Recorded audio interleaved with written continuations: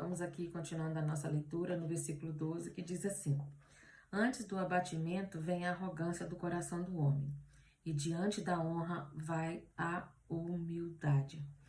A arrogância traz uma autodestruição para a pessoa que tem essa atitude de arrogância, tem um coração arrogante, soberbo, altivo, e de forma semelhante, diante da honra vai a humildade. Ou seja, a pessoa que quer ser honrada, melhor, que quer ser honrada não.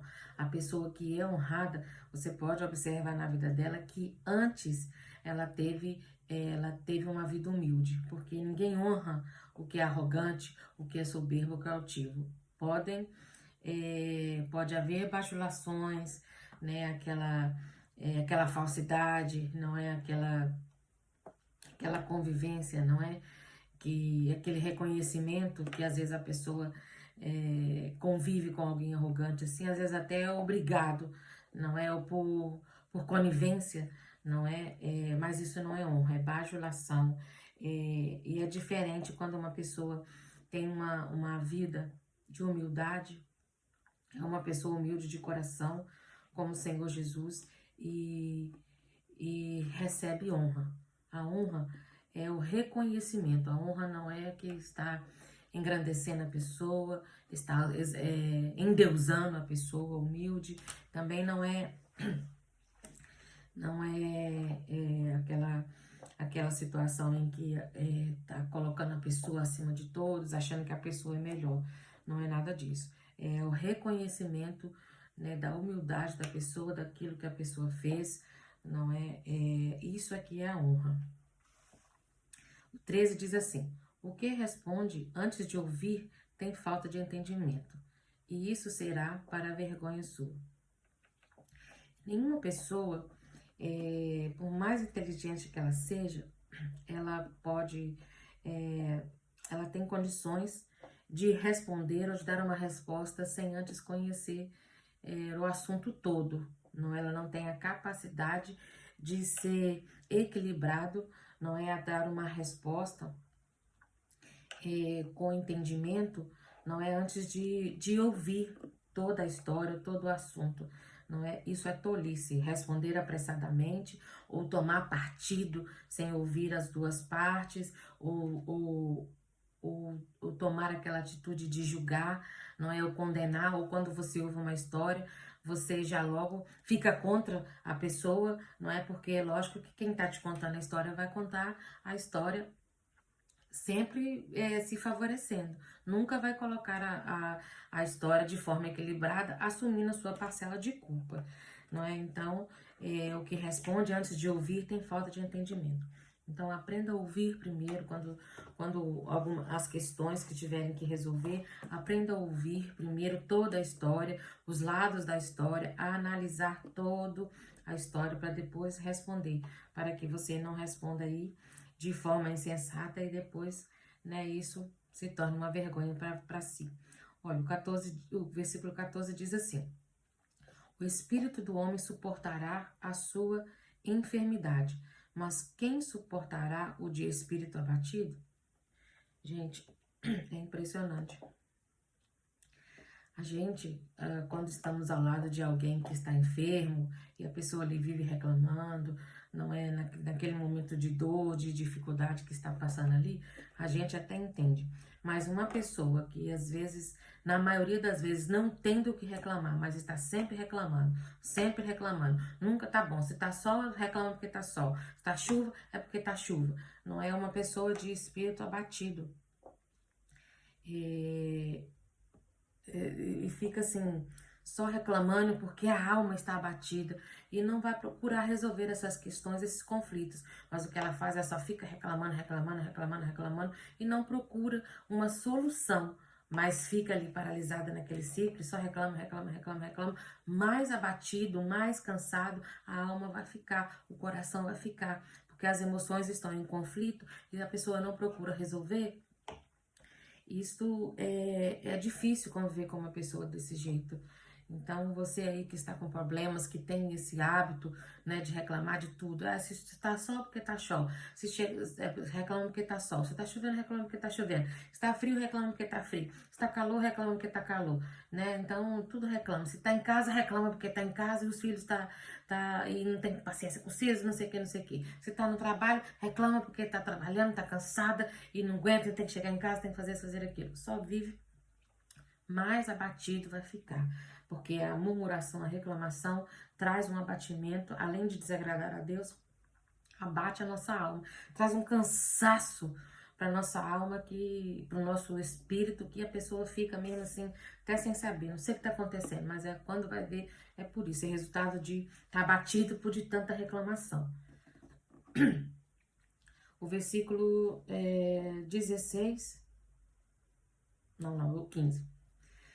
De 15 diz assim: o coração do entendido adquire a sabedoria, e o ouvido dos sábios procura o entendimento. E eu quero deixar aqui mais uma vez bem claro que o único e verdadeiro entendimento, esse entendimento que fala aqui, é da vida, é a Bíblia, é o ensinamento da palavra de Deus, é a verdade, é a palavra de Deus. É o único e verdadeiro ensinamento, entendimento que nós precisamos ter, procurar ter, buscar. É o entendimento da palavra de Deus. O versículo 16 diz assim: com o dom o homem abre o seu caminho e é conduzido à presença dos grandes. O dom é um presente, né? Então, que Deus nos dá. Então, o que acontece? Com o dom, com o seu talento, não é?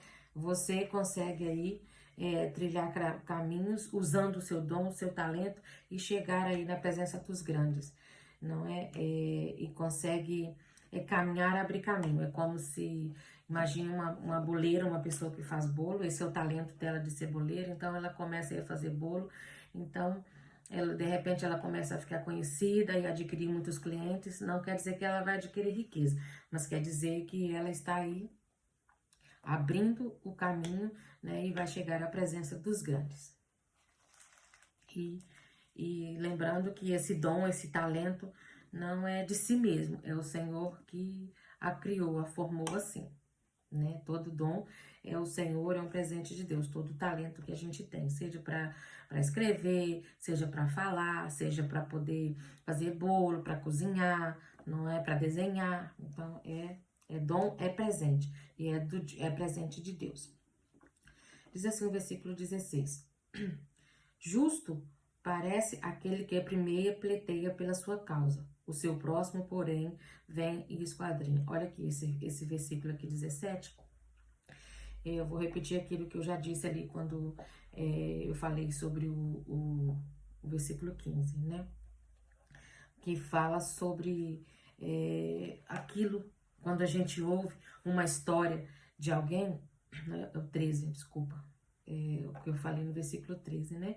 Que o que responde antes de ouvir tem falta de entendimento, e isso será para a sua vergonha. E o 17 diz assim: o justo parece aquele que primeiro pleiteia pela sua causa, o seu próximo, porém, vem o esquadrinho. É lógico que quando você vem falar primeiro, você tem a oportunidade de falar primeiro, contar a sua versão da história, a nossa versão normalmente é assim.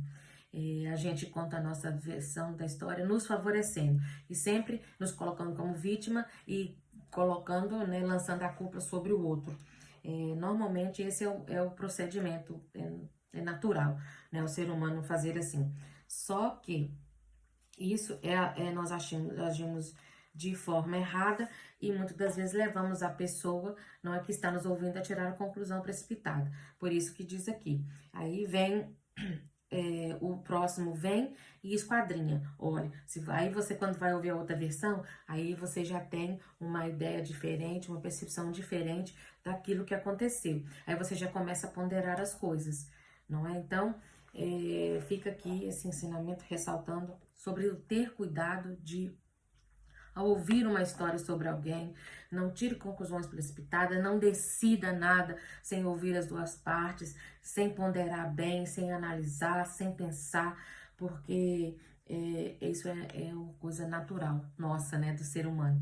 contar a nossa história, a nossa versão da história, nos favorecendo e apenas culpabilizando o outro, não é a outra parte da história. E normalmente não, de fato não é assim que acontece. Eu sempre penso e sempre comento com as pessoas que, assim, qualquer situação assim, de confusão, qualquer situação, nós temos que entender o seguinte: os dois lados têm uma parcela de culpa. A culpa nunca é só de um. Nunca, nunca, nunca, nunca. Sabe aquele versículo, quando um não quer, dois não brigam?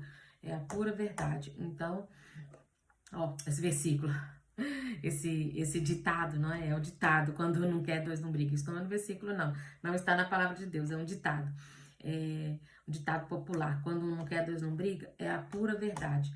A culpa, e quando há briga, a culpa é sempre dos dois. Sempre há uma parcela de culpa para os dois lados. Então, não tome partido, não decida com base só naquilo que você ouve de uma das partes só. É preciso ouvir ambas as partes. Isso se você for mediar ou intermediar a situação. Porque também se for só para ouvir só queixas de outras pessoas, então você pode até ouvir, filtra aquilo ali, pronto, dá um conselho, né? Sabe, se você tiver, né, essa possibilidade, essa oportunidade, dê um conselho de sabedoria, um conselho